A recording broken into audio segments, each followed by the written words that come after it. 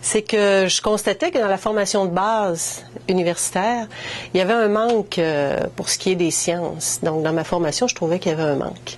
L'approche a permis à l'enseignante que j'étais de construire la confiance, de se créer une zone de confiance pour être capable d'aborder ensuite les sciences sans avoir toutes les réponses. Je pense à un projet qu'on avait fait sur les énergies nouvelles.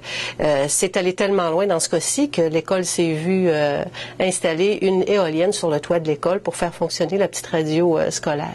Donc aujourd'hui, quand les enfants voient cette éolienne-là, ils savent que l'école a fait des choix durables par rapport aux énergies. Qu'est-ce que ça m'a apporté comme enseignante, c'est de mieux comprendre la démarche scientifique parce que on l'a vécu dans les formations, on la vit avec nos élèves, donc ça m'a permis de bien la comprendre puis de l'appliquer avec les enfants.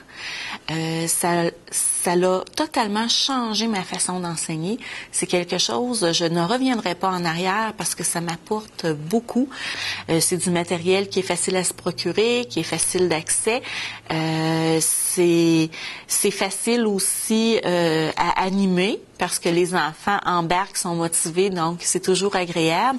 Puis c'est facile aussi à évaluer parce qu'on a un carnet de traces, donc on peut garder des traces de ce que les enfants font. Et quand on arrive à évaluer, on a juste à remplir, on a des grilles à remplir selon les différentes compétences en sciences et technologies. Et c'est beaucoup plus facile et concret que quand on utilisait là, des méthodes, des manuels plus traditionnels. Moi, c'est certain que j'ai toujours aimé les sciences, mais je dirais que grâce à ce matériel-là, il se crée vraiment un engouement pour les sciences dans la classe.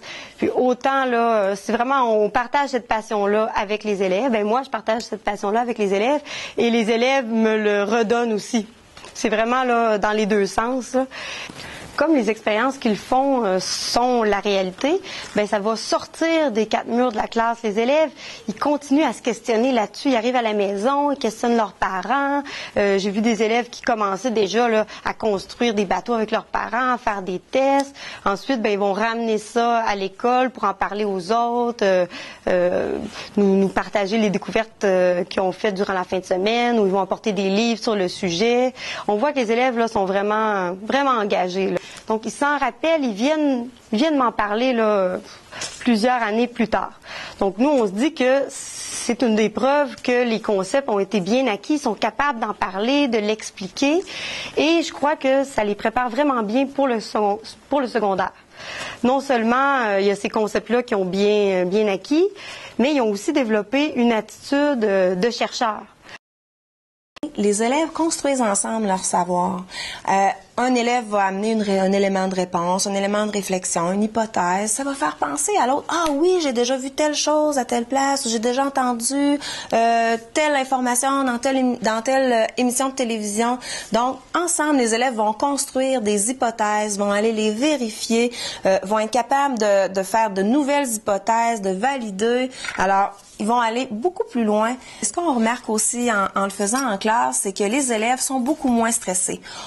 En travaillant par questionnement comme ça, par hypothèse, alors l'élève qui n'est pas sûr d'avoir la bonne réponse est pas stressé de dire sa réponse parce qu'on va faire un bout de chemin avec ça. On va dire pourquoi ça pourrait être la bonne réponse, pourquoi ça ne l'est pas. On va essayer de trouver des explications. Donc, qu'on ait la bonne ou la mauvaise réponse, il n'y en a pas de problème. Moi, je trouve que pour nos élèves qui sont en difficulté d'apprentissage, mais ça leur permet enfin de pouvoir dire ce qu'ils pensent. On va le transférer dans les matières comme les mathématiques, le français. Je vous donne un exemple. Un élève qui vient me questionner, au lieu de tout de suite, OK, on l'explique, on va commencer par le faire raisonner. Moi, je trouve qu'on apprend aux enfants à réfléchir. C'est quelque chose de super important dans notre société d'aujourd'hui.